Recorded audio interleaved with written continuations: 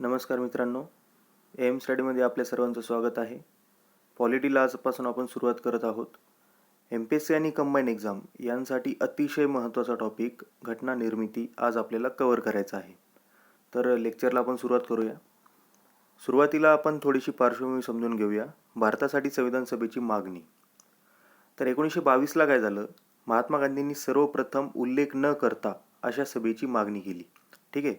1934ला सर्वप्रथम कल्पना मानवेंद्रनाथ रॉय, जे की साम्यवादी चळवळीचे नेते होते, यांची होती. त्यामुळे भारतासाठी संविधान सभेची कल्पना आणण्याचे जे सर्व काही श्रेय आहे हे मानवेंद्रनाथ रॉय यांना जातं. डिसेंबर 1934मध्ये इंडियन नॅशनल काँग्रेसच्या पाटणा अधिवेशनामध्ये पहिल्यांदाच संविधान सभेची औपचारिक मागणी करण्यात आली. 1938मध्ये नेहरूंनी काँग्रेसच्या वतीने मागणी केली की स्वतंत्र भारताची घटना प्रौढ मतदानाद्वारे निवडण्यात आलेल्या संविधान सभेद्वारे कोणत्याही बाह्य प्रभावाविना तयार करण्यात यावी. इथे सरळ त्यांचा जो उद्देश होता तो ब्रिटिशांना यापासून बाहेर ठेवायचा असा होता, जी मागणी त्यांनी काँग्रेसच्या वतीने केली होती नेहरूंनी. 1938, 1942 आणि 1946 या 3 डेट आपल्यासाठी महत्त्वाचे आहेत. 1938ला लॉर्ड लिनलिथगो यांच्या ऑगस्ट ऑफरद्वारे ब्रिटिशांनी पहिल्यांदाच भारताची घटना मुख्यतः भारतीयांनी तयार करावी हे तत्त्व मान्य केले. मुख्यतः याचा अर्थ काय, तर मेनली म्हणजेच काय, इथे भारतीय तर होतेच, परंतु इथे ब्रिटिशर्स देखील इन्व्हॉल्व्ह होणार होते. 1942ला सर स्टॅफर्ड क्रिप्स यांच्या तरतुदींमध्ये घटना पूर्णतः भारतीयांनी तयार करावी हे तत्त्व मान्य करण्यात आले. आता इथे त्यांचं असं म्हणणं होतं की आता ब्रिटिशर्स इन्व्हॉल्व्ह होणार नाहीत, पूर्णपणे तुमचं तुम्ही तयार करा.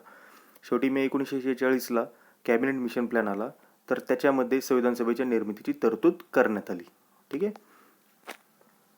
संविधान सभेची निर्मिती व रचना. कॅबिनेट मिशन प्लॅन म्हणजेच त्रिमंत्री योजना प्लॅनच्या तरतुदीमध्ये पुढील प्रमाणे रचना सांगितलेली होती. सभेत एकूण 389 सदस्य असतील. त्याच्यामधील 93 सदस्य भारतीय संस्थानिकांचे प्रतिनिधी असतील, 292 हे ब्रिटिश प्रांतांकडून निवडून दिले जातील व 4 हे चीफ कमिशनरच्या प्रांतांकडून निवडून दिले जातील. चीफ कमिशनरचे प्रांत म्हणजे कोणते, तर दिल्ली, अजमेर, मारवाड, कुर्ग व बलुचिस्तान. ठीक आहे. म्हणजे असे टोटल 389 सदस्य हे संविधान सभेमध्ये असतील. सभेच्या सदस्यांच्या निवडणुका या अप्रत्यक्षपणे एकल संक्रमणीय मताद्वारे प्रमाणशीर प्रतिनिधित्वाच्या पद्धतीने घेण्यात येतील. तर हा डिसिजन का घेण्यात आला, तर जर डायरेक्ट इलेक्शन जर झालं असतं तर ती खूप वेळखाऊ प्रक्रिया झाली असती. दुसरी गोष्ट, तेव्हा खर्च देखील खूप आला असता आणि तेवढा फंड भारत सरकारकडे तेव्हा अवेलेबल नव्हता. त्याच्यामुळे ही इनडायरेक्ट पद्धतीने या निवडणुका घेण्यात आल्या. आता ह्या निवडणुकांना मग वोटिंग कोणी केलं, तर 1935च्या कायद्यानुसार स्थापन झालेल्या प्रांतिक कायदे मंडळाच्या सदस्यांनी, म्हणजे प्रांतिक कायदे मंडळाचे जे सदस्य होते त्यांना लोकांनी निवडून दिलेलं होतं. प्रांतिक कायदे मंडळ म्हणजेच आपण त्याला संसद देखील म्हणू शकतोय. तर त्या प्रांतिक कायदे मंडळाच्या मेंबर्सनी पुढे संविधान सभेच्या मेंबर्सला वोटिंग केलेलं आहे. साधारणतः 10 लाख लोकसंख्येमागे एक सदस्य असे प्रमाण ठरवण्यात आलेले होते. जागांचे विभाजन 3 प्रमुख गटांमध्ये, ज्याच्यामध्ये शीख, मुस्लिम व साधारण अशा 3 प्रमुख गटांमध्ये जागांचं विभाजन केलं गेलेलं होतं. निवडणुका. ब्रिटिश प्रांतांच्या 296 जागांसाठी जुलै-ऑगस्ट 1946ला निवडणुका ह्या घेण्यात आल्या. त्यामध्ये काँग्रेसने 208 जागांमध्ये विजय हासिल केलेला होता, पण त्यांना 9 जागांमध्ये ते यशस्वी झालेले नव्हते. मुस्लिम लीग 73 जागेवर विजय मिळवला, त्यांना 5 जागेवर विजय मिळवता आलेला नव्हता. प्रत्येकी एक जागा ही युनियनिस्ट पार्टी, युनियनिस्ट मुस्लिम, युनियनिस्ट शेड्यूल कास्ट, कृषक प्रजा पार्टी, शेड्यूल कास्ट फेडरेशन, शीख गैर काँग्रेस व कम्युनिस्ट पक्ष यांना सर्वांना प्रत्येकी एक जागा मिळालेली होती. अपक्षांना एकूण 8 जागा मिळालेल्या होत्या. एकूण जागांपैकी 15 जागेवर महिला विजयी झालेल्या होत्या. याच्यामधील महत्त्वाच्या महिला कोणत्या होत्या, तर सरोजिनी नायडू, हंसा मेहता, दुर्गाबाई देशमुख, सुचेता कृपलानी, विजयलक्ष्मी पंडित.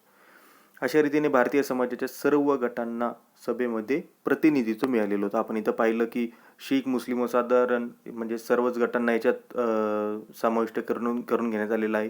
तसेच वेगवेगळे पक्ष देखील आहेत, अपक्षांना देखील सीट्स आलेत व महिला देखील त्यामध्ये आहे. महात्मा गांधी व मोहम्मद अली जिन्ना वगळता तत्कालीन भारतातील जवळजवळ सर्व प्रमुख नेते हे संविधान सभेचे सदस्य होते.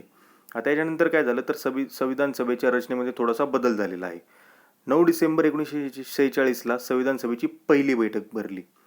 आता इथे हे डेट लक्षात कशी ठेवायच्या, तर तुम्ही फक्त 9 डिसेंबर 1946 हीच डेट लक्षात ठेवा, कारण यानंतर 11 डिसेंबर व 13 डिसेंबर हे एक दिवसाच्या गॅप नंतरच आहे, त्यामुळे त्या ऑटोमॅटिकली आपल्याला लक्षात राहून जातील.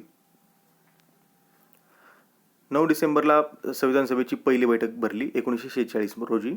तर मुस्लिम लीगने स्वतंत्र पाकची मागणी केली होती. ठीक आहे, त्यांना स्वतंत्र देश हवा होता, त्यामुळे त्यांचे लीगचे सदस्य जे आहेत ते सभेला गैरहजर राहिले.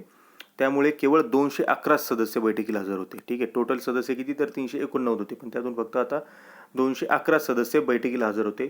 आता त्यात पण अजून एक असं, तर जे संस्थानिक होते, संस्थानिक 93 जे मेंबर्स होते, संस्थानिकांनी संविधान सभेमध्ये स्टार्टिंगला पार्टिसिपेट होण्यासाठी नकार दिलेला होता. त्यामुळे 211 सदस्य हे बैठकीला हजर होते. आता पहिल्या दिवशी तर आपण अध्यक्ष नाही निवडू शकत, म्हणून काय केलं होतं संविधान सभेने, फ्रान्स या देशाचं अनुकरण केलेलं होतं.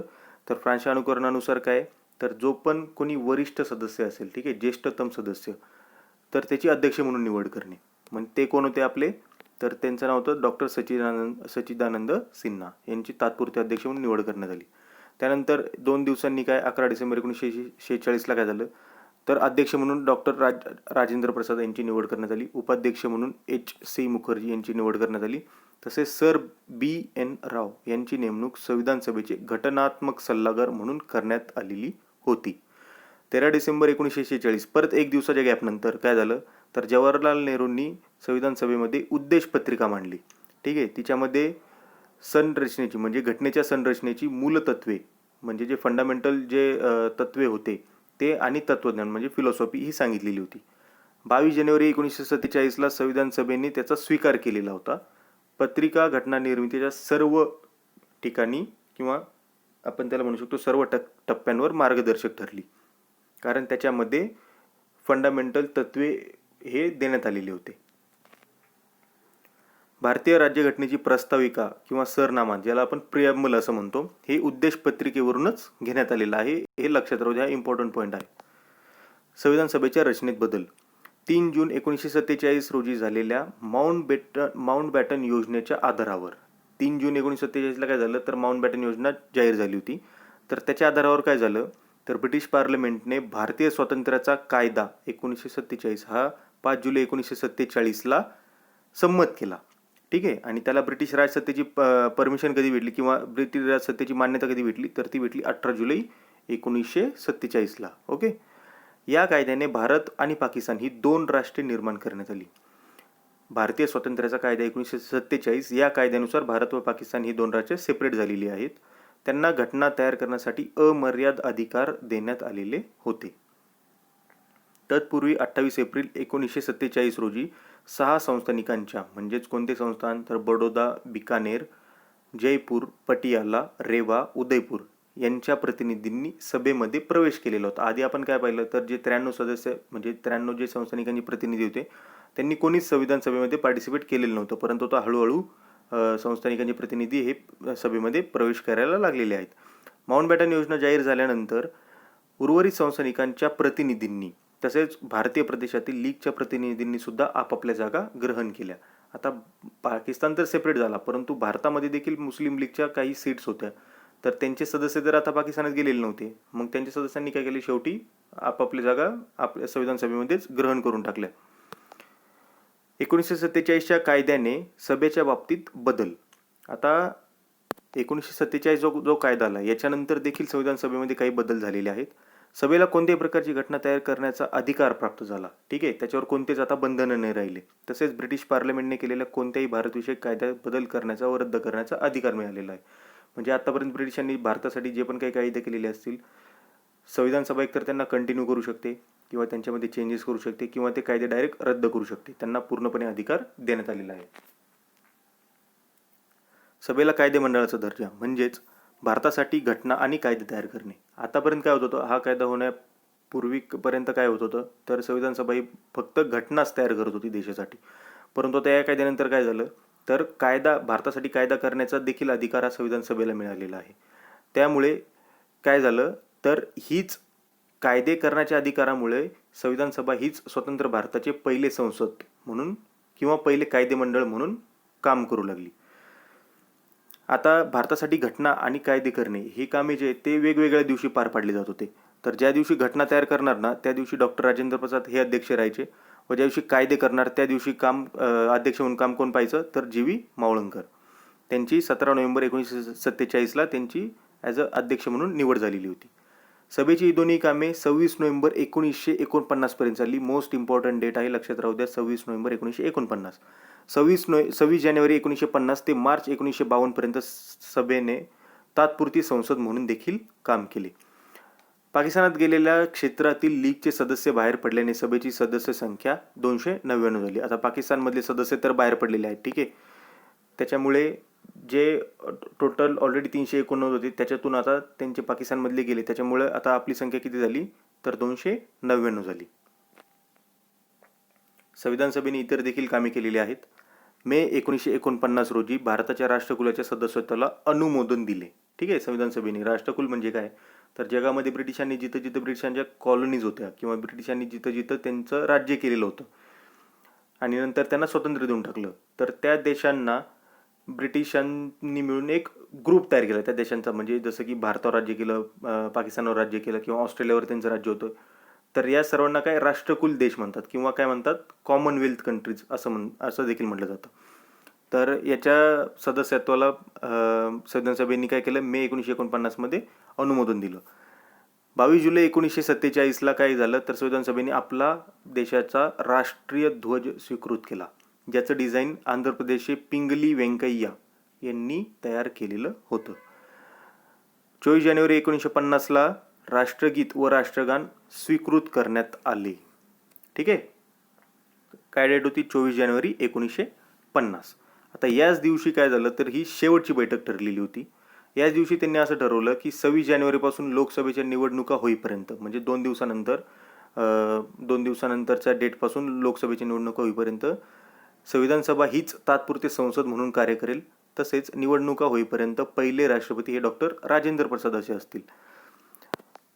आता आपलं संविधान तर स्वीकृत कधी झालंय, 26 नोव्हेंबर 1949 रोजी, परंतु खरा संविधानाचा अंमल कधीपासून चालू झालाय, तर 26 जानेवारी 1950, म्हणजे जवळजवळ 2 महिन्याच्या गॅप नंतर. तर ते का, ते आपल्याला पुढे पाहायचंच आहे, हे नीट लक्षात राहू द्या. आपलं संविधान तयार कधी झालंय, 26 नोव्हेंबर 1949लाच तयार झालेलं होतं, परंतु त्याचा अंमल 2 महिन्यानंतर सुरू झाला. संविधान सभेच्या समित्या, आता याच्यात आपल्याला फक्त मसुदा समिती पाहिजे आहे. इतर समित्यांची नावं आणि अध्यक्ष पाहून घेऊ. 8 प्रमुख समित्या होत्या व इतर गौण समित्या होत्या. पहिली प्रमुख समिती मसुदा समिती, ज्याला ड्राफ्टिंग कमिटी असे देखील म्हटले जाते.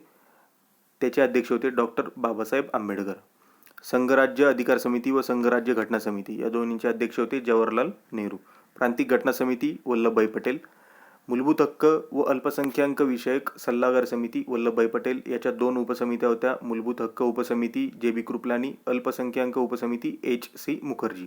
कार्यपद्धती नियम समिती डॉक्टर राजेंद्र प्रसाद. राज्यांशी चर्चेसाठी समिती जवाहरलाल नेहरू. सुकाणू समिती डॉक्टर के.एम. मुन्शी. मसुदा समिती, आपल्या सर्वांना माहिती आहे डॉक्टर बाबासाहेब आंबेडकर यांना भारतीय राज्यघटनेचे शिल्पकार असे म्हटले जाते. तर ते मसुदा समिती म्हणजेच काय, ड्राफ्टिंग कमिटीचे हेड होते. या समितीची स्थापना 29 ऑगस्ट 1947 रोजी झाली. समितीमध्ये 7 सदस्य होते. त्यांची नावं पाहून घेऊ. डॉक्टर बाबासाहेब आंबेडकर अध्यक्ष होते. N Gopalaswami Ayyangar, Alladi Krishnaswami Iyer, Saiyid Ahmad Saadullah, doctor K M. Munshi, N Madhavrao. आता यांच्या आधी B.L. मित्तर हे सदस्य होते, परंतु अनारोग्याच्या कारणामुळे त्यांनी राजीनामा दिला, त्यामुळे त्यांच्या जागी एन माधवराव यांची नियुक्ती करण्यात आलेली होती. T.T. कृष्णमाचारी, D.P. खेतान यांचा मृत्यू झाला होता, त्याच्यामुळे त्यांच्या जागेवर T.T. कृष्णमाचारी यांची नियुक्ती करण्यात आली. या समितीने घटनेचा पहिला मसुदा फेब्रुवारी 1948 रोजी प्रसिद्ध केला. त्यानंतर त्यांनी काय केलं, तर जनतेला सुधारणा सुचवण्यासाठी 8 महिन्यांचा, जवळजवळ किती, 8 महिन्यांचा काळ देण्यात आला जनतेला. जनतेची वक्तव्य, टीका व सूचना लक्षात घेऊन ऑक्टोबर 1948 दुसरा त्यांनी ड्राफ्ट तयार केला आणि 24 ऑक्टोबर 1948 सभेच्या अध्यक्षांना सादर केलेला आहे. आता घटनेची स्वीकृती. डॉक्टर आंबेडकरांनी 4 नोव्हेंबर 1948 रोजी अंतिम मसुदा हा सभेत मांडला. ठीक आहे. डेट काय होती, 4 नोव्हेंबर 1948.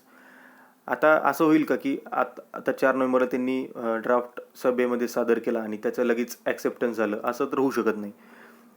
तर याच्यावर काय झालं, नंतर 3 वेळा वाचन झालं, म्हणजे 3 रिडिंग झाल्या याच्या आणि त्याच्यावर चर्चा झाली. तर हे सगळं व्हायला जवळजवळ 1 वर्षाचा पिरियड त्यांना गेलेला आहे व 26 नोव्हेंबर 1949 रोजी ही घटना स्वीकृत करण्यात आली. व त्या दिवशी उपस्थित किती मेंबर होते तर 284. आपण मगाशी पाहिलं की 299 आता सदस्य राहिलेले होते मुस्लिम लीगचे सदस्य मायनस झाल्यानंतर, तर त्यातून पण 284 त्या दिवशी प्रेझेंट होते. तर या सर्वांनी घटनेवर त्या दिवशी सह्या केलेल्या आहेत. 26 नोव्हेंबर 1949 रोजी स्वीकृत करण्यात आलेल्या घटनेत, मूळ घटनेत, ठीक आहे, 22 भाग, 395 कलमे व 8 अनुसूचींचा समावेश होता. हा आकडा नीट लक्षात राहू द्या. घटनेचा अंमल. घटनेचा अंमल 26 जानेवारी 1950 पासून सुरू झालेला आहे. ठीक आहे. तर हे का, तर काय झालं होतं, डिसेंबर 1929ला इंडियन नॅशनल काँग्रेसचं लाहोर येथे अधिवेशन भरलेलं होतं. तर तिथे पूर्ण स्वराज्याचा ठराव पास झाला होता. तर त्यानुसार 26 जानेवारी 1930 हा भारताचा प्रथम स्वातंत्र्य दिन म्हणून साजरा करण्यात आला होता. त्यामुळे 26 जानेवारीपासून त्यांनी संविधानाचा अंमल सुरू केला.